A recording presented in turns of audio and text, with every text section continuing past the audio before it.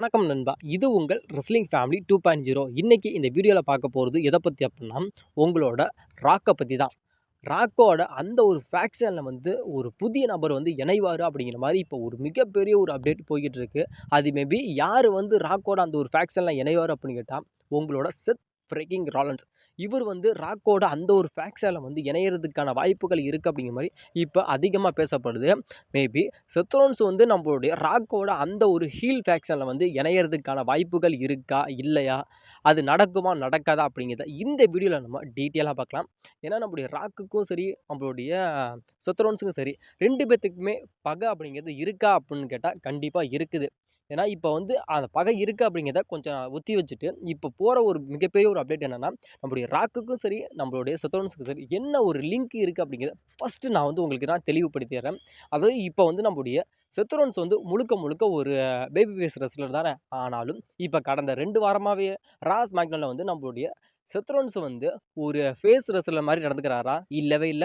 அதாவது நம்முடைய செத் ரோலன்ஸ் நம்முடைய செத் ரோலன்ஸும் சரி, ரோமன் ரெயின்ஸும் சரி அட்டாக் பண்ணி, இவங்க 2 பேத்தையுமே தூக்கி சாப்பிட்டுட்டு, நம்முடைய முழுக்க முழுக்க நம்மளுடைய செத் ரோலன்ஸ் ஒரு ஹீல் டர்ன் அப்படிங்கிற மாரி நம்மளுடைய செத் ரோலன்ஸ் இப்ப காட்டிக்கிட்டு இருக்காரு.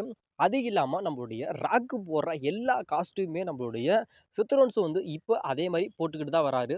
உங்களோட ஸ்க்ரீன்ல நீங்க இப்ப பார்க்குறீங்கல்ல, இதுல 2 விஷயம் சிங்க் ஆகுது. அதாவது நம்மளுடைய ராக்கு ஃபர்ஸ்ட் டைமா அந்த எலிமினேஷன் சேம்பர்ல நம்மளுடைய ஜான் சீனாவ நம்மளுடைய ராக் ஒரு ஹீல் டர்னா மாத்துனார்ல, அப்போ போட்டிருந்த அந்த ஒரு அதே ஒரு காஸ்டியூம தான் நம்மளுடைய செத் ரோலன்ஸ் இப்போ நடந்து முடிஞ்ச அந்த ஒரு ரால நம்முடைய செத் ரோலன்ஸ் அந்த ஒரு உள்ளாடைன்னு சொல்லுவோம். அதாவது நம்ம சட்டைன்னே வச்சுக்கலாம். அந்த ஒரு சட்டைய நம்மளுடைய செத் ரோலன்ஸ் இப்போ போட்டிருப்பாரு. அது இல்லாம இன்னொரு விஷயம் என்ன அப்படின்னு கேட்டா, நம்மளுடைய ராக்கும் சரி, நம்முடைய ஜான் சீனாவும் சரி, இவங்க 2 பேருமே சொல்ற ஒரே ஒரு வேர்ட் என்ன அப்படின்னு கேட்டா, பெஸ்ட் ஃபார் பிசினஸ் அப்படிங்கிற இந்த ஒரு விஷயத்த நம்மளுடைய ராக்கும் சரி அதிகமா உச்சரிப்பாரு. அதாவது பெஸ்ட் ஃபார் பிசினஸ், அதாவது இது எங்களோட ஒரு பிசினஸ். இந்த இந்த பிசினஸ்ல நானும் ஒரு ஆளா இருக்கிறேன். இந்த பிசினஸ்ல நானும் என்னோட தனிப்பட்ட ஒரு உழைப்பு இருக்கு. நான் இந்த இடத்துக்கு நான் இந்த லெவலுக்கு நான் WWE என்னால முடிஞ்ச அளவுக்கு நான் எடுத்துட்டு போயிருக்கேன் அப்படிங்கிற மாரி இந்த ஒரு மீனிங். அத நம்முடைய ராக்கும் சொல்றாரு. அதே மாரி நம்முடைய ஜான் சீனாவும் சொல்லியிருக்காங்க.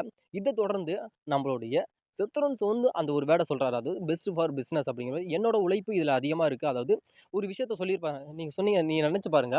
நீங்க ரால பார்த்துட்டீங்க அப்படின்னா தெரியும். அதாவது ரோமன் ரெயின்ஸா இருக்கட்டும், அதே மாரி செத் ரோலன்ஸா இருக்கட்டும், அவங்க முழுக்க முழுக்க நீங்க 2 பேருமே பால் ஹெமனோட உழைப்பினால, உதவியினால தான் நீங்க இந்த லெவலுக்கு நீங்க வந்தீங்க. ஆனா நான் அப்படி கிடையாது.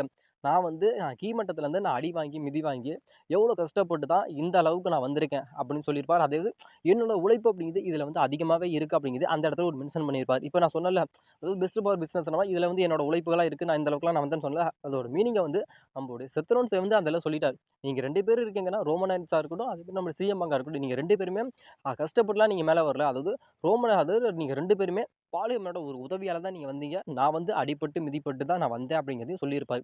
இது 2. அதாவது ஃபர்ஸ்ட்டு நம்முடைய ராக்கு போற எல்லா ஒரு காஸ்டியூமா இருக்கட்டும், எல்லாமே நம்முடைய செத் ரோலன்ஸ் போட்டிருந்தாரு.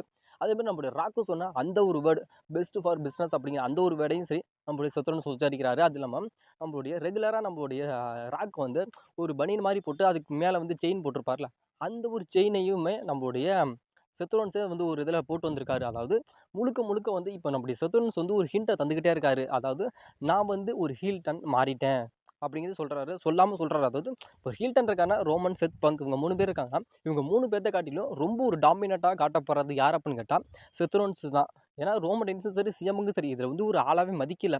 அதனால இவங்க 2 பேத்தையுமே டாமினேட்டா ஆக்கி நம்மளுடைய WWE நம்மளுடைய செத் ரோலன்ஸ தான் காட்டுறாங்க. அதாவது இவங்க 2 பேத்த காட்டிலும் செத் ரோலன்ஸ் தான் ஒரு ஹீல் டர்ன் ரெஸ்லர் இவரு தான் அப்படிங்கிற மாரி நம்மளுடைய செத் ரோலன்ஸ தான் ஒரு ஹீல் டர்னா மாத்துறாங்க. ஏன்னா இந்த ஒரு ஸ்டோரிக்காக ஃபர்ஸ்ட்டு நம்மளுடைய WWE நம்முடைய செத் ரோலன்ஸுக்கு என்னென்ன பண்ணியிருக்காங்க அப்படின்னு கேட்டா, ஃபர்ஸ்ட்டு நம்முடைய செத் ரோலன்ஸ ஒரு ஹீல் டர்னா மாத்தியிருக்காங்க. அது இல்லாம 2வது என்ன அப்படின்னு கேட்டா, நம்முடைய ராக்கும் சொல்ற, ஜான்சனும் சொல்ற அதே வேர்டான பெஸ்ட் ஃபார் பிசினஸ் அப்படிங்கிற அந்த ஒரு வேர்டையும் நம்முடைய செத் ரோலன்ஸ் உச்சரிக்கிறாரு. அது இல்லாம நம்முடைய ராக்கு போற எல்லா காஸ்டியூமுமே நம்மளுடைய செத் ரோலன்ஸ் இப்போ போட்டுக்கிட்டு இருக்காரு. ஆல்மோஸ்ட் நம்மளுடைய WWE சொல்ல வர ஒரு விஷயம் என்ன அப்படின்னு கேட்டா, செத் ரோலன்ஸ் ஒரு ஹீல் டர்னா மாறிட்டாரு. அது இல்லாம அந்த மேட்ச்லயும் சரி, அந்த அந்த ட்ரிபிள் தட் மேட்ச்லயும் சரி, நம்முடைய செத் ரோலன்ஸ் வின் பண்றதுக்கான வாய்ப்புகள் அதிகமா இருக்கு. அதே மாரி தோத்துட்டாலும் சரி, வின் பண்ணிட்டாலும் சரி, கண்டிப்பா நம்முடைய அந்த ராக்கோட அந்த ஒரு ஃபேக்ஷன்ல வந்து நம்முடைய சத்துருவன்ஸ் வந்து இணைவாரு அப்படிங்கிறதையும் நம்மளோட WWE சொல்லாம சொல்லிட்டு இருக்காங்க. இதுல வந்து நீங்க வந்து இன்னொரு விஷயத்தையும் நீங்க சொல்லலாம். அதாவது என்ன ப்ரோ சொல்றேன்? அதாவது நம்ம ராக்குக்கும் சரி, நம்முடைய ரோமன் ரெயின்ஸுக்கும் சரி, அதேமாரி சத்துருவன்ஸுக்கும் சரி, இவங்க 3 பேத்துக்குமே ஒரு மிகப்பெரிய ஒரு கான்ட்ரோவர்சல் இருக்கு ப்ரோ அப்படின்னு சொல்லி நீங்க சொல்லலாம். அதாவது WrestleMania 40ல வந்து கண்டிப்பா ரோமன் ரெயின்ஸ் வந்து அவனோட டைட்டில லாஸ் பண்ணிறவே கூடாது அப்படிங்கிறதுக்காக ராக் வந்து நம்முடைய ரோமன் ரெயின்ஸுக்காக அவ்வளோ ஹெல்ப் பண்ணாரு. அதே இடத்துல வந்து அதாவது கோடி ரோட்ஸ் வந்து அவன் டைட்டிலை வின் பண்ணியே ஆகணும். அதாவது ரோமன் ரெயின்ஸ் மூஞ்சில கரிய பூசணும். அதாவது ரோமன் ரெயின்ஸ் வந்து டைட்டில் வச்சுக்க எனக்கு பிடிக்கல அப்படிங்கிறக்காக, அதாவது நான் வந்து டைட்டிலை வின் பண்ணே வச்சே தீரணும் அப்படிங்கிறக்காக செத்ரோன்ஸ் வந்து கோடி கூடையெல்லாம் இருந்தார் ப்ரோ. கோடி கூட இருந்து எப்படியாவது ரோமன் ரெயின்ஸ் இந்த டைட்டிலை வந்து நம்ம பிடுங்கிடணும் அப்படிங்கிறக்காக இவ்வளோ பாடுபட்டார். அது இல்லாமல் ரோமன் ரெயின்ஸுக்கும் சரி, அதேமாதிரி நம்மளுடைய ராக்குக்கும் சரி ஒரு தக்க பதிலடி கொடுத்தே தரணும் அப்படிங்கிறக்காக கோடி ரோட்ஸும் சரி, செத்ரோன்ஸும் சரி அதே மாதிரி பண்ணாங்க. அதே மாதிரி தக்க பதிலடியும் கொடுத்துட்டாங்க. இப்போ வந்து இவ்வளோ தூரம் பண்ணதுக்கு அப்புறமும் நம்முடைய ராக்கோட அந்த ஒரு ஃபேக்ஷனில் வந்து எப்படி நம்முடைய செத்ரோன்ஸ் சேருவார்?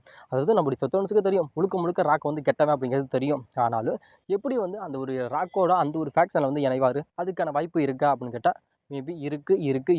எதனால் அப்படின்னு சொல்கிறேன் அப்படின்னு கேட்டால், இதே நீங்களே கொஞ்சம் யோசிச்சு பார்த்தீங்க அப்படின்னா அதுக்கான மீனிங் எல்லாமே உங்களுக்கு கண்டிப்பாக புரியும். அதாவது பேட் பிளட் லைனில் வந்து யார் வந்து ஒரு டாக் டீம் மேட்ச் விளாண்டது?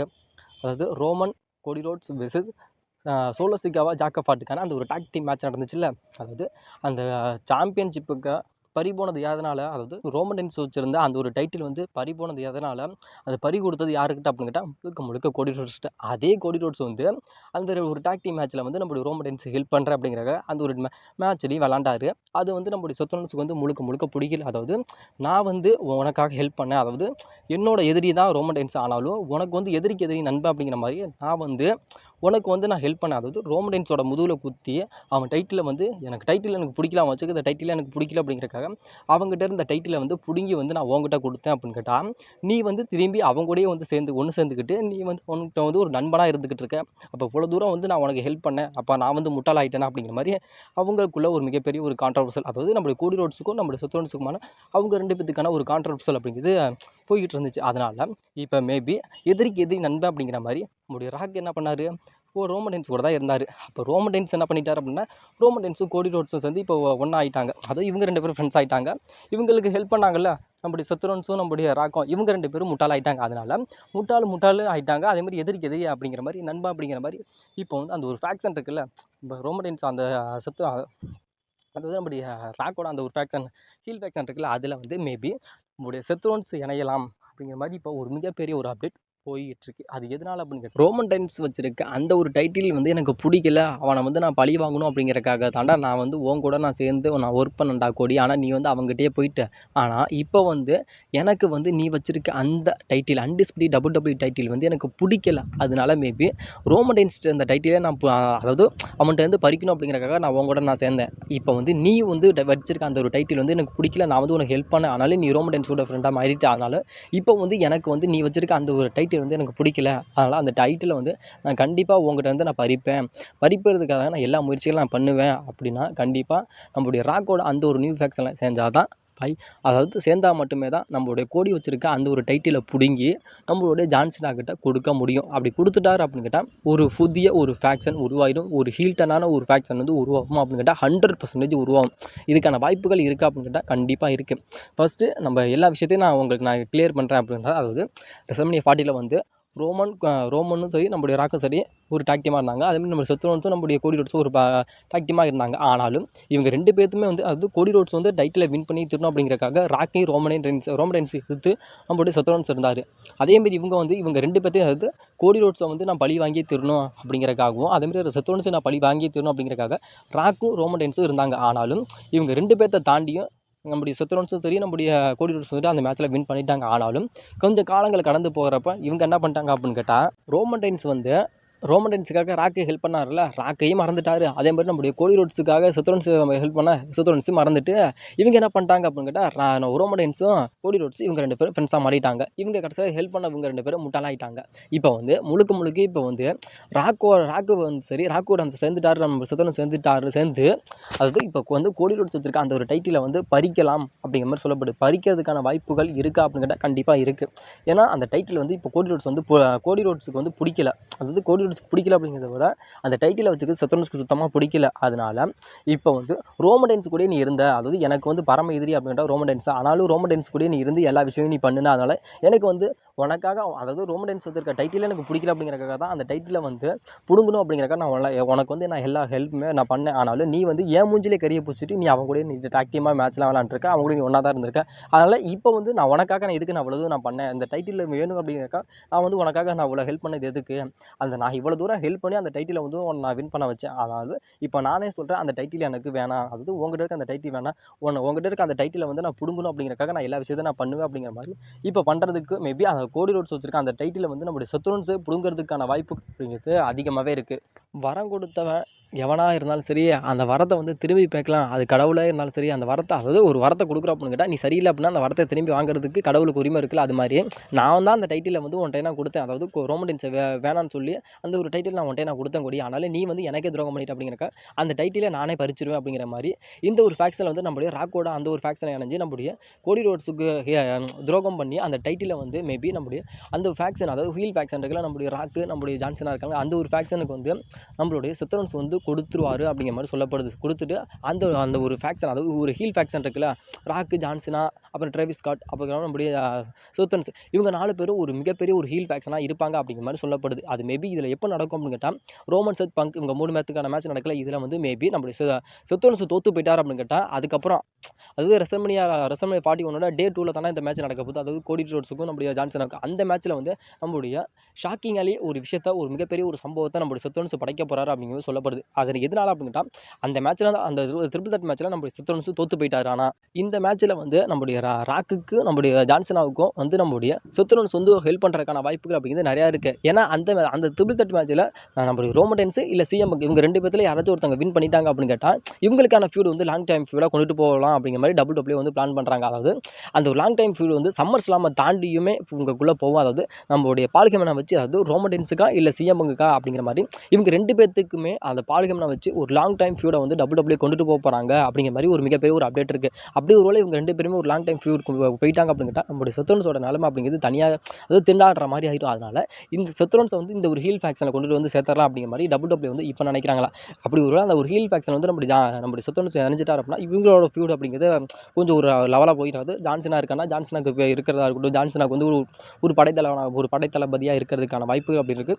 அந்த ஒரு ஹீல் ஃபேக்ஷன் வந்து அது ஒரு பக்கம் போய்கிட்டு இருக்கும். அது ரோமடென்ஸோட அந்த பிளட்ல இருந்துச்சு அந்த மாதிரி நம்முடைய ராக்கோட அந்த ஒரு ஃபேக்ஷன் வந்து போயிடும். அதேமாதிரி நம்முடைய சத்ருன்ஸுக்கு, அதாவது நம்முடைய ரோமடென்ஸும் சரி, நம்முடைய சிஎம்மும் சரி, அவங்க வந்து இவங்க பாலிகமன் யாருக்கு அப்படிங்கிற மாதிரி அவங்க வந்து ஒரு லாங் டைம் ஃபியூடாக போயிடுவாங்க அப்படிங்கிற மாதிரி இப்போ சொல்லப்படுது.